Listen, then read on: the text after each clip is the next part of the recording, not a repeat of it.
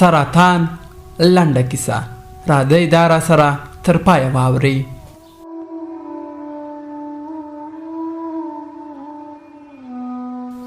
بایک یې خلاص کړ. کتابچه یې د پلو لاندې کړه. له بابو اجازه واخیسته او د خپل کور په طرف لاړه. د کتابچې په لوستلو یې پیل وکړو. تر نیمه یې لوستې وه. د هرې پاڼې پر مخې د اوښکو خاپونه ول، خو تر اوسه یې د جینۍ نوم نه و یاد کړی. د کتابچې له نیمه اخوا یې لیکلي وه: خدایه، دې نړۍ کې ستا مرضي، خو په هغې نړۍ کې به وړانګه زما وي. د وړانګې په سترګو کې تیاره شوه. سر یې تاو شو، وجود یې ولړزېد، مخ یې سور واوښت. کتابچه یې له لاسونو وغورځېده.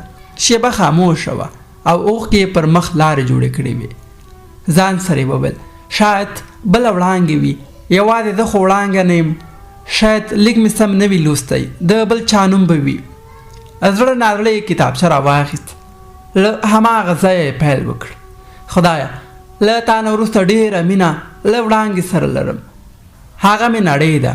یا ربه، هغه چې چیرې وي، هر چا سره وي، زما نیمګړی ژوند او خوشحالي ټولې هغې ته ورکړه. وړانګه پورته شوه. د کوټې دروازه یې بنده کړه او ښه په زوره زوره یې وژړل. د کتابچې پاڼه یې واړوله. لیکلي وه: ای د کائناتو ربه، له تا څخه مې ګیله نه کېږي چې ولې دې په سرطان اخته کړی یم. پوهېږم ستا هر کار کې رحمت وي، خو ای رحیمه او کریمه ربه، یوه کوچنۍ ګیله درنه لرمه. خدایه، چې ژوند مې لنډ و، نو بیا دې ولې په چا مین کړ؟ ولې دې د وړانګې په مقابل کې احساس راکړ؟ ولې خدایه ولې؟ د کتابچې په آخره برخه کې لیکلي وه: په ژوند باور نه لرم، ډېرې خبرې به له ځان سره خاورو ته یوسم. مور یې نارې کړې: لورې، دروازه خلاصه کړه، راځه چې د پاڅون دې کره لاړ شو. سبا په خیر لندن ته ځي. وړانګې خپله ژړا ټینګه کړې وه. مور ته یې وویل: مورې، ته لاړه شه، زه به بیا سبا ووینم. په کتابچه کې پاتې برخه کې وړانګې ورته لیکلي وه: ای لیونیه، فقط یو ځل خو به دې له تګ نه مخکې راته ویلي وه چې را سره مینه لري. اوس نه ستا د تللو مخه نیولی شم او نه درته د زړه حال ویلی شم. خو دا واده در سره کوم، که ته لندن کې 10 کاله هم تیر کړي، زه به دې په تمه ناسته یم. ستا وړانګه. کتابچه یې بنده کړه. ځان سره یې وویل: سبا به یې د خدای پاماني په وخت کې ورکړم. پاڅون مور او پلار یې راغل. خپلوان یې تر ناوخته سره ناست. سهار وختي ببو ورغله چې پاڅون له خوبه راپاڅي.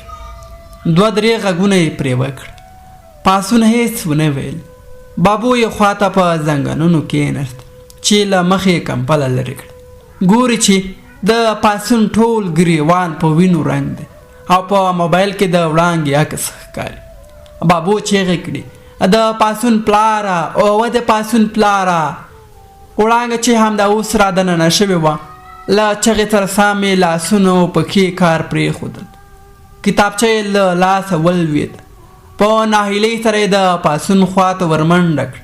د سر تر څنګ یې کېناست او په ژړغوني غږ یې وویل: زه راغلم پاڅونه، ستا وړانګه یمه، خبرې را سره وکړه، هیله کوم پاڅونه، هیله کوم.